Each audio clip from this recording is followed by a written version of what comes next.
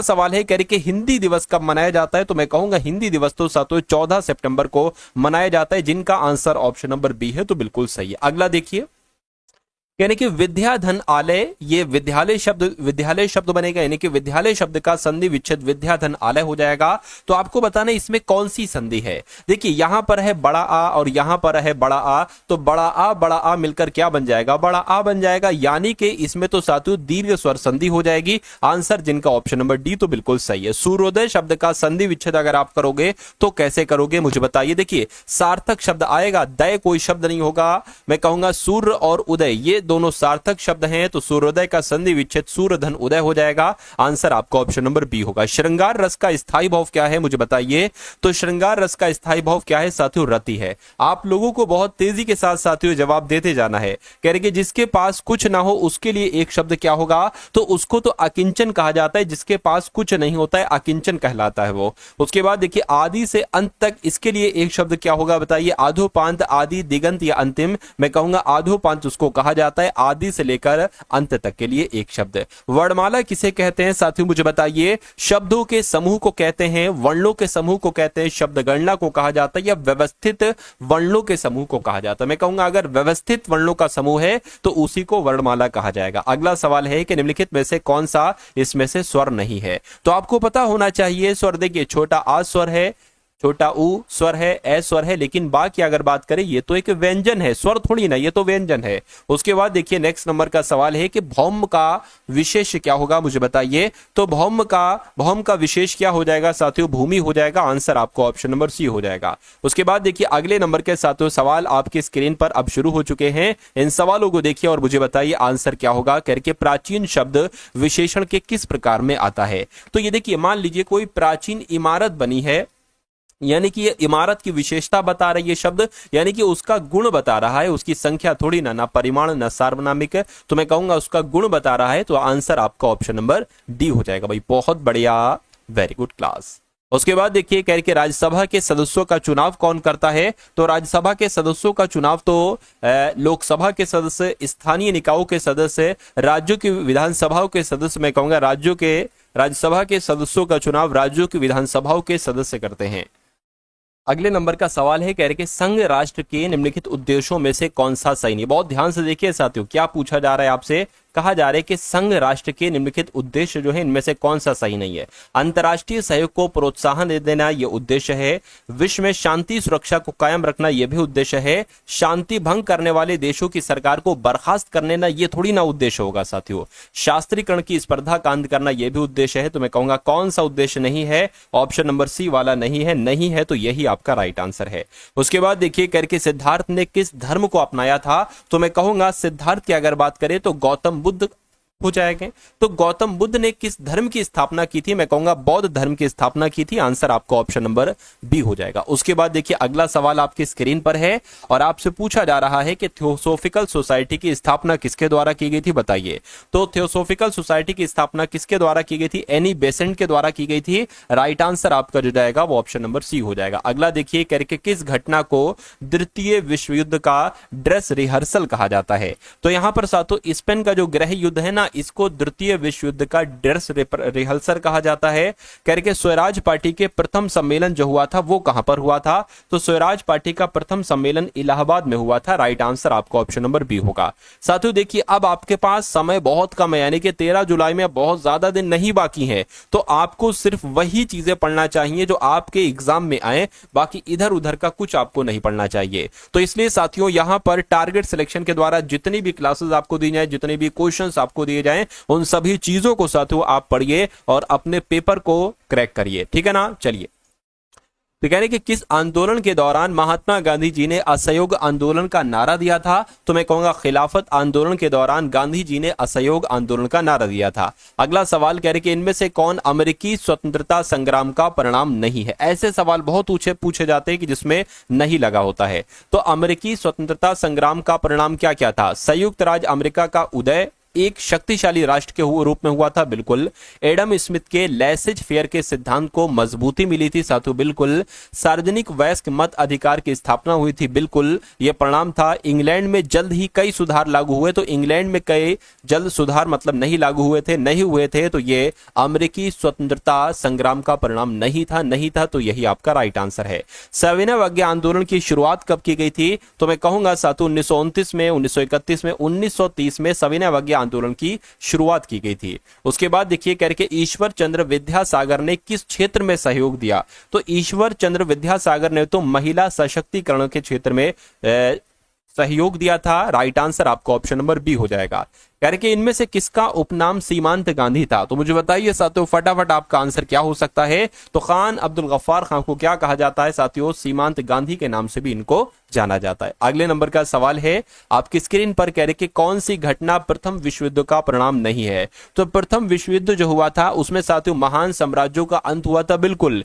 विश्व के अधिकांश देशों में गणतंत्र की स्थापना हुई थी? ऐसा तो नहीं हुआ था। अधिनायकवाद का उदय हुआ था? हाँ। राष्ट्र संघ की स्थापना हुई थी? बिल्कुल। तो प्रथम विश्व युद्ध का परिणाम कौन सा नहीं था? ऑप्शन नंबर बी वाला नहीं था, तो यही आपका राइट आंसर है। कह रहे कि विश्व जल दिवस साथियों कब मनाया जाता है? मुझे बताइए। तो ये तो हर साल 22 मार्च को मनाया जाता है। कब मनाया जाता है? 22 मार्च को विश्व जल दिवस मनाया जाता है। अगला सवाल कह रहे कि उपकरण जो वायु दाब मापन के लिए इस्तेमाल किया जाता है, मुझे बताइए। तो वायु दाब किसके द्वारा मापा जाता है साथियों? बैरोमीटर के द्वारा मापा जाता है। राइट आंसर जिनका ऑप्शन नंबर ए है, तो बिल्कुल सही है। और वायुमंडलीय परत जो सूर्य के पराबैंगनी विकिरणों से हमारी रक्षा करती है उसको साथियों क्या कहा जाता है? तो उसको ओजोन मंडल कहा जाता है। ये क्वेश्चन साथियों बहुत इंपॉर्टेंट है, आपके एग्जाम में आपको देखने को मिल सकता है। अगला सवाल कह रहे कि सरदार सरोवर बांध ये कौन सी नदी पर है? तो मैं कहूंगा ये तो नर्मदा नदी पर है। कहां पर है साथियों सरदार सरोवर बांध? नर्मदा नदी पर है, जिनका भी आंसर ऑप्शन नंबर सी है, तो बिल्कुल सही है। अगला सवाल देखिए, वायु में कार्बन डाइऑक्साइड की गैस की प्रतिशत कितनी होती है? कितने प्रतिशत में होता है साथियों? ये आपको बताना है। तो मैं कहूंगा कार्बन डाइऑक्साइड की अगर बात करते हैं 0.03% इतनी होती है। ये आपको साथियों मालूम होना चाहिए। भाई बहुत बढ़िया, वेरी गुड क्लास। अगला देखिए करके प्रति विषुवतीय धाराओं की प्रवाह दिशा होती है, तो किस दिशा में साथियों ये जाती है? आपसे पूछा जा रहा है। तो पश्चिम से पूर्व दिशा में जाती है। राइट आंसर आपको ऑप्शन नंबर डी हो जाएगा।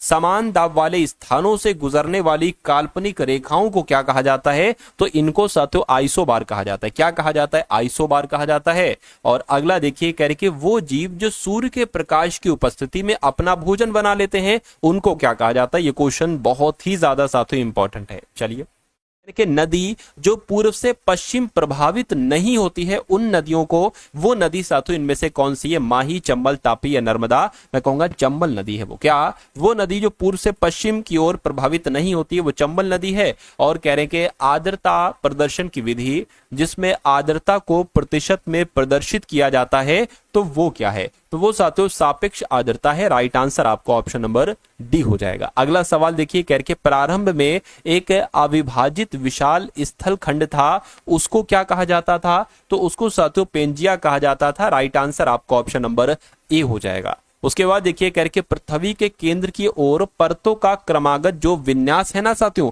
उसको क्या कहा जाता है? सियाल, सीमा, निफे? बिल्कुल सही साथियों, सियाल, सीमा, निफे ही उसको कहा जाता है। उसके बाद देखिए कहा जा रहा है कि प्रदेश जो फल कृषि के लिए प्रसिद्ध है वो साथियों मुझे बताइए क्या आपका राइट आंसर होगा? तो भूमध्य सागरीय प्रदेश आपका यहां पर इस सवाल का बिल्कुल करेक्ट आंसर हो जाएगा। उसके बाद देखिए अगला सवाल कह रहे कि पंचशील का सिद्धांत किस वर्ष में दिया गया बताइए। तो अगर आपके एग्जाम में ये सवाल आ जाए तो 1955 आपको लगा देना है, क्योंकि पंचशील का सिद्धांत 1955 में ही दिया गया था।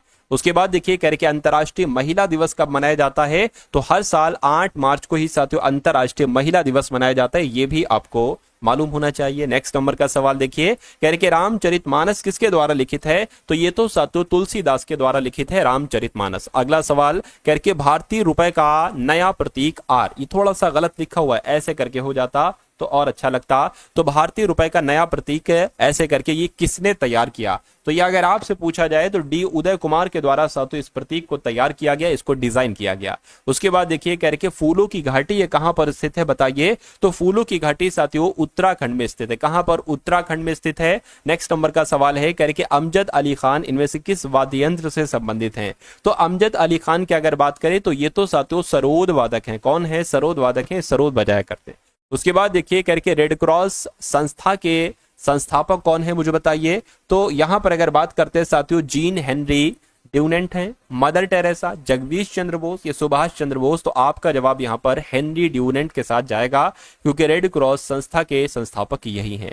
उसके बाद देखिए करेंगे, जब ध्वनि तरंगे चलती हैं तो ये अपने साथ ले जाती हैं, तो अपने साथ ले जाती हैं, ऊर्जा ले जाती है। मैं कहूंगा बिल्कुल साथियों, अपने साथ ऊर्जा ले जाती हैं। सॉकेट के सिद्धांत पर कार्य करता है, तो रॉकेट किस सिद्धांत पर कार्य करता है? मैं कहूंगा संवेग संरक्षण के सिद्धांत पर यह कार्य करता है। करके प्रतिनिधित्व नहीं तो कर नहीं, ये नारा साथियों एक तरीके से पूछा जा रहा है, किस घटना का परिणाम है? तो ये स्टाम्प एक्ट का परिणाम है। राइट आंसर आपको ऑप्शन नंबर सी हो जाएगा।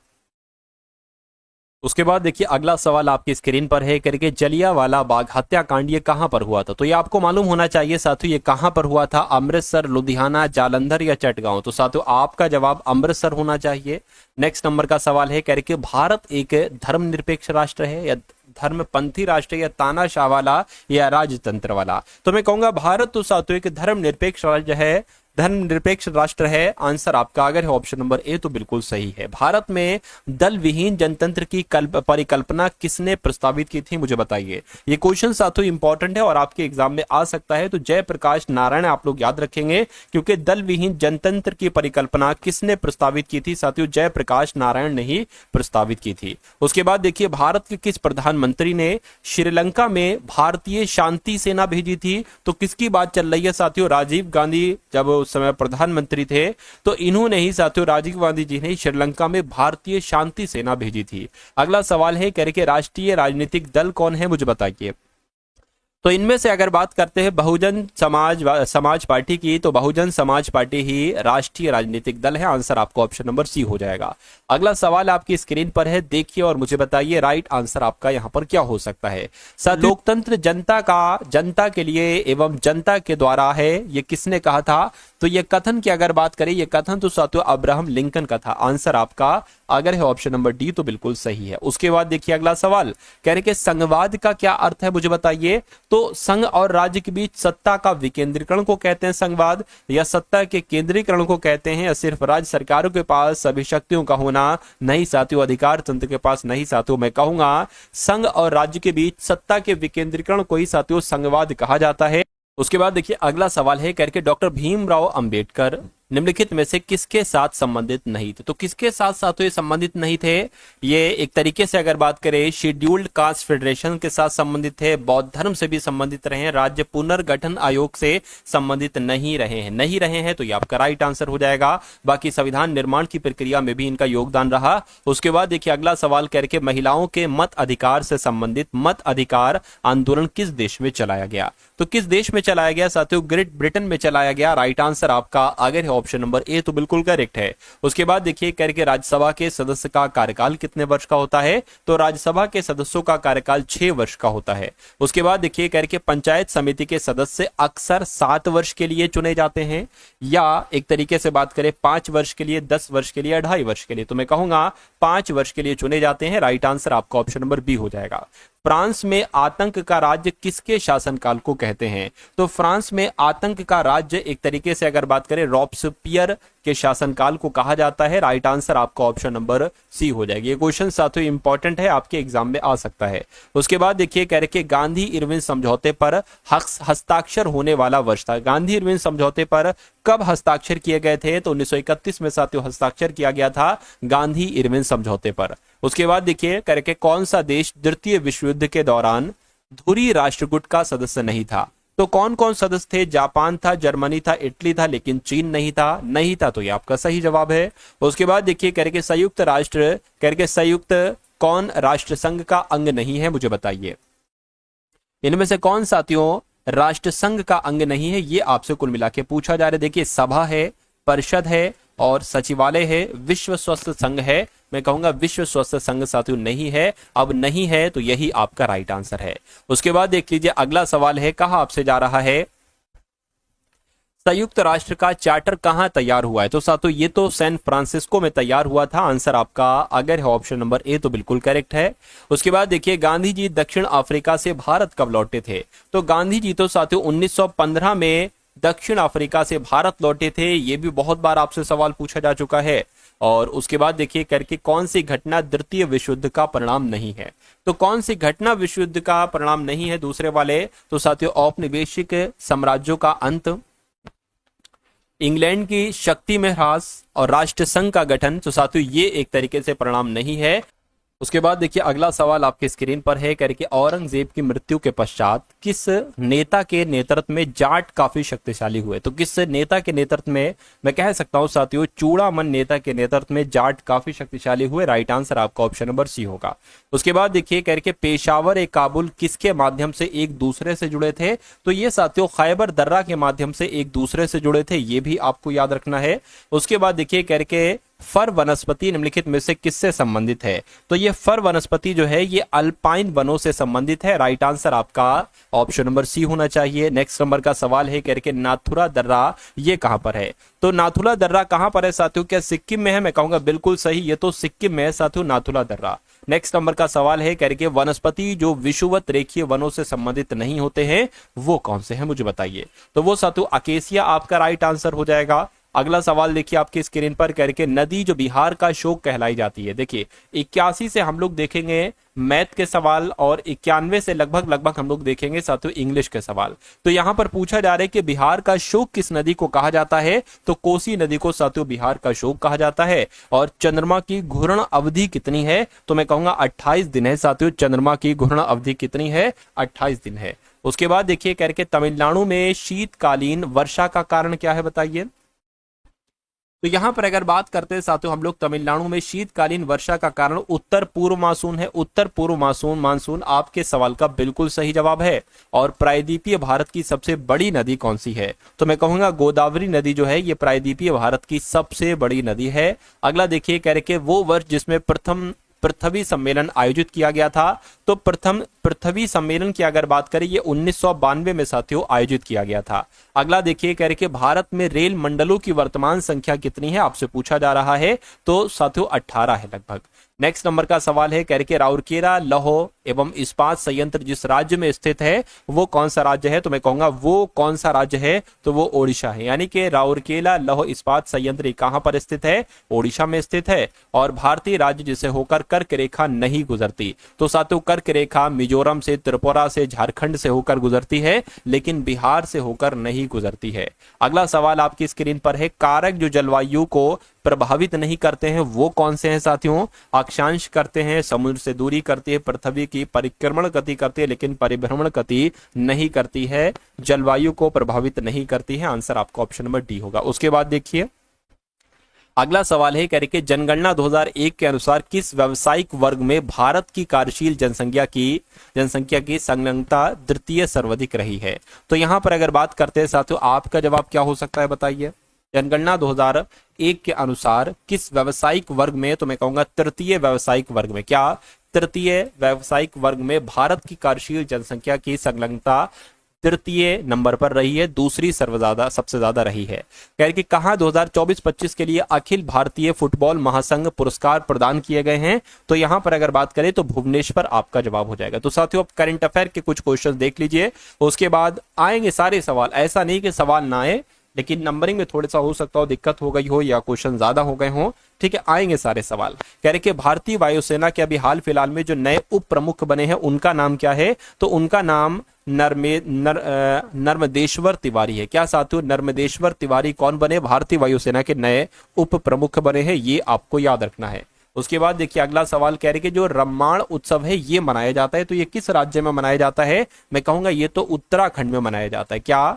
ये उत्तराखंड में मनाया जाता है साथियों। जो रम्माण उत्सव है ना ये उत्तराखंड में ही मनाया जाता है।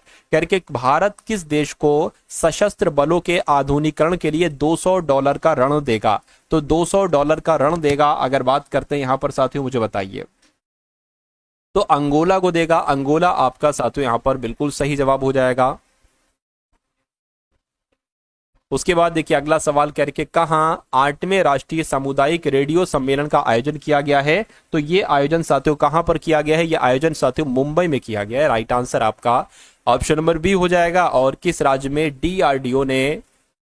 डीआरडीओ के नए मिसाइल परीक्षण रेंज की आधारशिला रखी गई है? तो मैं कहूंगा आंध्र प्रदेश में रखी गई है। डीआरडीओ के नए मिसाइल परीक्षण की रेंज की आधारशिला जो रखी गई है वो आंध्र प्रदेश में ही रखी गई है। उसके बाद देखिए अगले नंबर का साथियों सवाल आपकी स्क्रीन पर है और आपसे यहां पर पूछा आपसे जा रहा है कि मोहम्मद असीम मलिक को किस देश ने अपना राष्ट्रीय सुरक्षा सलाहकार नियुक्त किया है? तो ये पाकिस्तान के राष्ट्रीय सुरक्षा सलाहकार बने हैं। मोहम्मद असीम मलिक इनका नाम है। डॉक्टर मनसुख मंडाविया ने कहां खेलो इंडिया बहुउद्देशीय हॉल का उद्घाटन किया है? तो इन्होंने साथियों अरुणाचल प्रदेश में मनसुख मंडाविया ने ही खेलो इंडिया बहुउद्देशीय हॉल का उद्घाटन जो किया है वो अरुणाचल प्रदेश में किया है। 2025 में सबसे अधिक सक्रिय सैन्य बल वाला देश कौन सा बना है बताइए? तो मैं कहूंगा साथियों चीन आपका राइट आंसर हो जाएगा। यानी कि 2025 में सबसे अधिक सक्रिय सैन्य बल वाला देश चीन बना है। कह रहे बोडोफा उपेंद्र नाथ ब्रह्मा की 9 फीट ऊंची प्रतिमा का अनावरण कहां पर हुआ है? तो साथियों नई दिल्ली में हुआ है। ये भी आप लोगों को मालूम होना चाहिए, आप लोगों को याद होना चाहिए साथियों कि ये सभी के सभी सवाल आपके एग्जाम के दृष्टिकोण से काफी इंपॉर्टेंट है। ठीक है, तो इन सभी सवालों को आप लोग बहुत अच्छे नजर से साथियों देखते जाइए। ऐसी नजर से देखिए कि सवाल आपको यहीं तैयार हो जाए, बाकी दोबारा पढ़ने की आपको कोशिश ना करनी पड़े।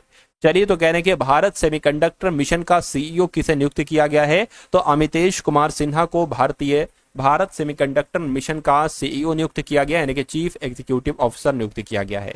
कहने के किसे अमेरिका का नया संयुक्त राष्ट्र राजदूत बनाया गया है? तो मैं कह सकता हूं साथियों माइक वाल्टज की अगर हम बात करते हैं तो माइक वाल्टज को अमेरिका का नया संयुक्त राष्ट्र राजदूत बनाया गया है। उसके बाद देखिए करके प्रधानमंत्री मोदी ने कहा विझिंजम अंतरराष्ट्रीय बंदरगाह का लोकार्पण किया है। तो कहां पर साथियों किया है? तिरुवनंतपुरम में किया है। तिरुवनंतपुरम में किया है। आंसर आपका ऑप्शन नंबर बी हो जाएगा। उसके बाद देखिए करके किस राज्य के मुख्यमंत्री ने 10 एमएसएमई पार्कों का उद्घाटन किया है? तो साथियों आंध्र प्रदेश के मुख्यमंत्री ने 10 एमएसएमई पार्कों का उद्घाटन किया है। उसके बाद देखिए अगले नंबर का साथियों सवाल आपकी स्क्रीन पर है। देखिए सवाल को और मुझे बताइए राइट आंसर आपका क्या होगा। कहा आपसे जा रहा है कि विष्णु प्रसाद का निधन हुआ है, वो कौन थे? तो वो साथियों कौन थे? वो एक अभिनेता थे, विष्णु प्रसाद जी।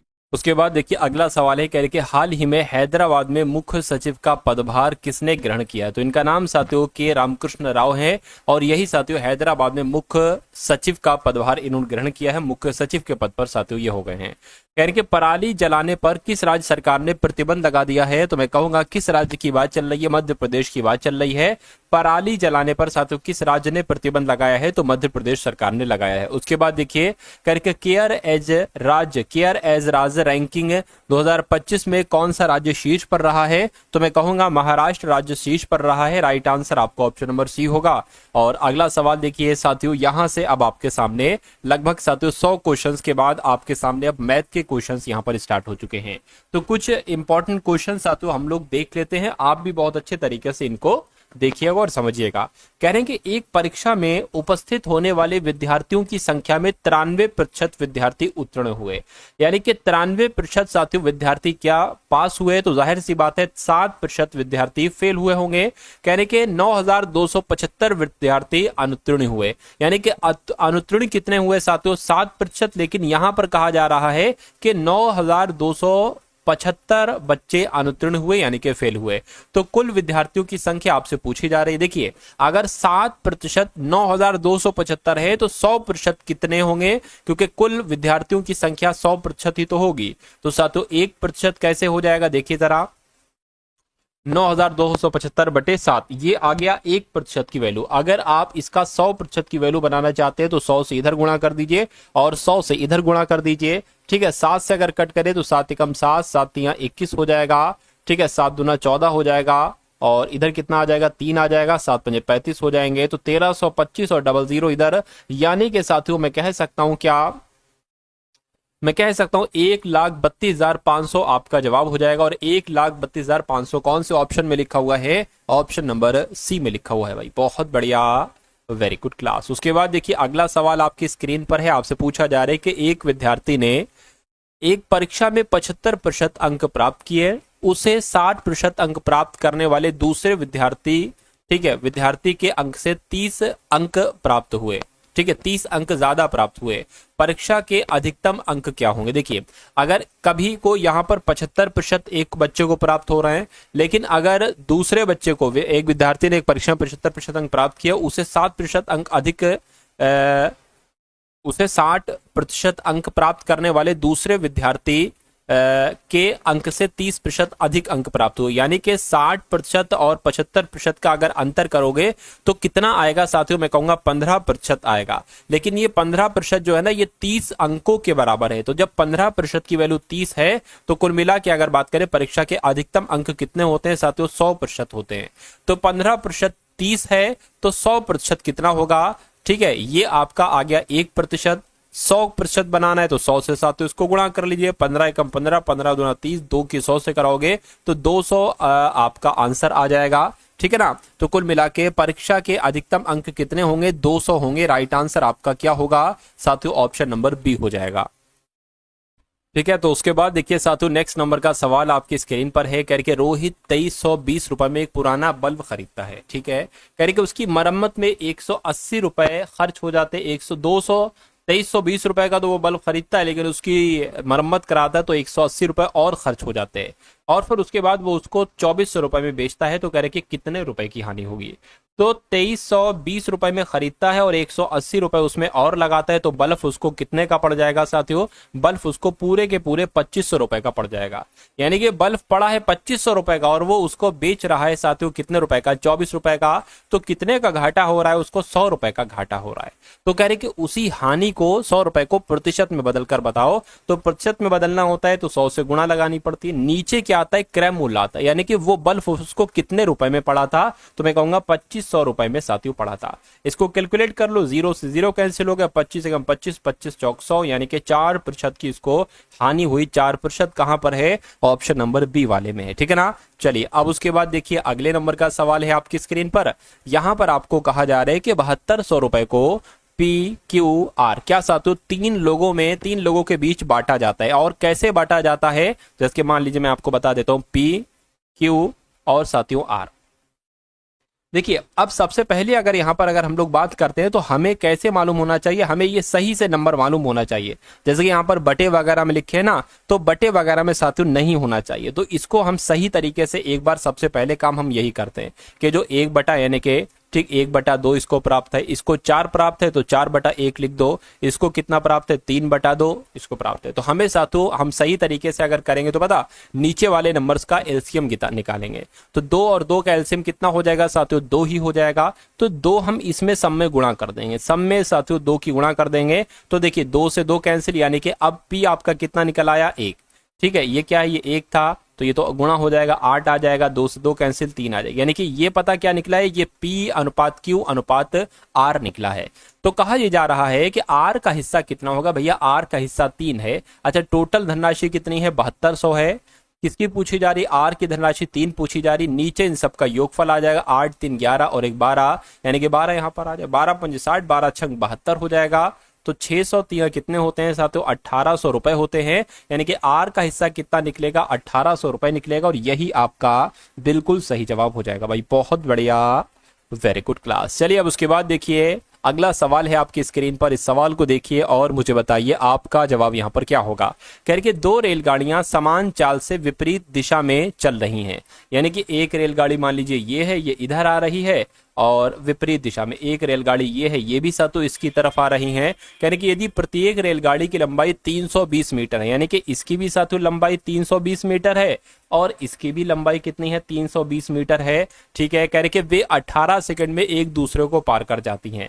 तो वो 18 सेकंड में एक दूसरे को पार कर जाती है, तो प्रत्येक रेलगाड़ी की चाल कितनी होगी। तो कुल मिला के साथियों चाल आपसे यहाँ पर पूछी जा रही है। चाल बराबर क्या होता है, चाल बराबर होता है दूरी बटा समय। क्या होता है साथियों, दूरी बटा समय होता है चाल बराबर, आपको भी पता है। अच्छा कभी भी अगर 2 रेलगाड़ियां हैं तो दूरी पता क्या हो जाएगी साथियों, दूरी क्या हो जाएगी, दूरी रेलगाड़ी की लंबाई हो जाएगी। दोनों रेलगाड़ियों को प्लस करना पड़ेगी, यानी कि 320 प्लस 320 कितना हो जाएगा, 640 हो जाएगा। यानी कि दूरी जो निकल कर आएगी वो 640 निकल कर आएगी। और समय तो यहां पर दे ही रखा है आपको साथियों, 18 सेकंड का यहां पर ये समय आपको दे रखा है। तो चाल पूछी जा रही है तो दूरी बता दो, चाल बता दो, कोई दिक्कत कोई परेशानी आपको होना नहीं चाहिए।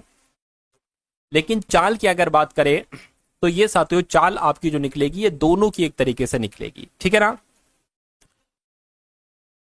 तो प्रत्येक रेलगाड़ी की चाल, ठीक है। तो चाल साथियों यहां पर आपकी 2x मान लेते हैं, ठीक है, क्योंकि हमने इसको डबल किया है, ठीक है। तो दूरी कितनी है साथियों, दूरी 640 निकली है आपकी, 640 निकली है, ठीक है, कोई दिक्कत नहीं है, 640 मीटर। और समय आपका कितना दे रखा है, 18 सेकंड का साथियों समय दे रखा है, ठीक है ना। चलिए कोई दिक्कत नहीं है।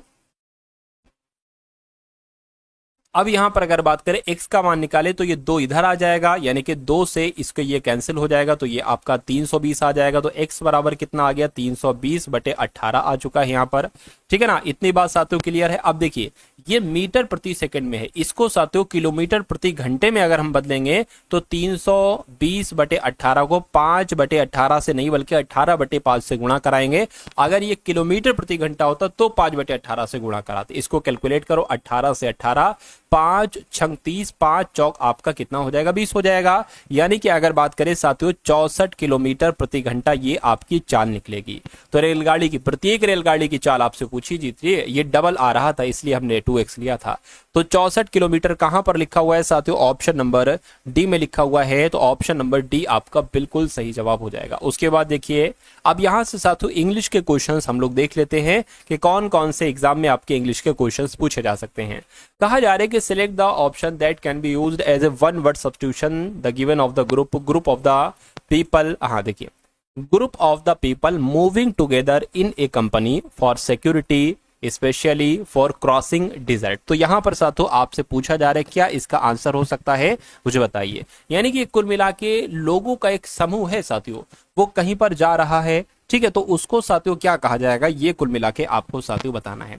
तो उसको एक कहते नहीं भाई, एक कारवा है, बहुत सारे लोग एक जगह पर जा रहे हैं, ठीक है, तो उसको क्या कहा जाएगा साथियों, उसको कैरवन कहा जाता है। क्या कहा जाता है, लोगों के समूह को जो कहीं मूव कर रहा होता है, ठीक है, उसको साथियों कैरावन कहा जाता है, ये आपको मालूम होना चाहिए। चलिए उसके बाद देखिए कहा जा रहा है कि एंटोनिम्स आपको बताना है एराउज वर्ड का। तो साथियों एराउज का मतलब क्या होता है, एराउज का मतलब होता है साथियों किसी को भड़का देना। क्या, किसी को भड़का देना, ये एराउज का मतलब होता है। तो इसका उल्टा आपको बताना, यानी कि किसी को क्या करना साथियों, किसी को एक तरीके से शांत करना, ठीक है, किसी को शांत करना, किसी को साथियों रोकना। तो उसको क्या, रोकने को, शांत करने को अलर्ट कहेंगे, नहीं थ्रिल कहेंगे, नहीं प्रोवोक कहेंगे साथियों, नहीं एक तरीके से सीज कहेंगे। जैसे कि आपने सुना अभी सीज फायर लगा हुआ है, यानी कि जो फायर वगैरह है उसको रोका गया, उसको शांत किया जा रहा है, ठीक है। तो इसलिए साथियों इसको क्या कहा जाएगा, शीत। शीत का मतलब क्या हो जाएगा साथियों, रोकना, उसको ठहराना। आंसर आपका ऑप्शन नंबर डी हो जाएगा। अगला सवाल आपकी स्क्रीन पर है, आपसे कहा जा रहा है कि select the most appropriate option that can B substitute the underline word in the given sentence. यानी कि आपको बताना है साथियों मोस्ट एप्रोप्रिएट ऑप्शन आपको बताना है जो अंडरलाइन वाला साथियों वर्ड है। तो बता दीजिए साथियों इसकी जगह पे कौन सा वर्ड आपका आएगा अफेक्शन की जगह पर। देखिए the collection and affection of rain water is of vital importance. तो मैं कहूंगा रेजोल्यूशन आएगा, नहीं, ठीक है, या एक तरीके से कंस्ट्रक्शन भी नहीं आएगा, क्वेश्चन भी नहीं आएगा, मैं कहूँ यूटिलाइजेशन आएगा। पूरा सेंटेंस आपका बनेगा the collection and utilization of rain water is of vital importance. Answer आपका ऑप्शन नंबर डी हो जाएगा। उसके बाद देखिए साथियों नेक्स्ट नंबर का सवाल आपकी स्क्रीन पर है, आपसे पूछा जा रहा है साथियों कि शी वाज, ठीक है, मोस्ट एप्रोप्रिएट ऑप्शन आपको बताने इस खाली जगह में क्या आएगा। She was ought to find out what had happened at the neighbours place that morning. तो यहां पर आपको बताना है साथियों क्या आएगा, बताइए। चलिए तो यहां पर अगर बात करें साथियों क्यूरियस आ जाएगा। क्यूरियस का मतलब क्या होता है साथियों, इसका मतलब होता है जिज्ञासु। क्या इसका मतलब होता है, जिज्ञासु, यानी कि Sita was curious, to find out what had happened at the neighbours place that morning. तो आंसर आपका ऑप्शन नंबर बी हो जाएगा। तो ये साथियों 110 सवाल आप लोगों ने देखे। यहां पर करंट अफेयर के कुछ ज्यादा क्वेश्चंस ले लिए गए थे, लेकिन दिक्कत यह है कि यहां पर इंग्लिश के 10 क्वेश्चन नहीं हो पाए और मैथ के 10 क्वेश्चन नहीं हुए, 5-5 क्वेश्चन रहे। तो कुल मिला के साथियों ये सवाल आपको मैं दे रहा हूं आपके कमेंट सेक्शन के लिए। इसका राइट आंसर आपको कमेंट में बताना है। कहने के एक इडियम है वर्कड लाइक ए ड्रीम। क्या साथियों? वर्क लाइक ए ड्रीम यानी कि दोस्तों एक क्लास आप लोग को कैसी लगी कमेंट बॉक्स में ज़रूर बताएं और वीडियो को अपने दोस्तों तक शेयर करना ना भूलें।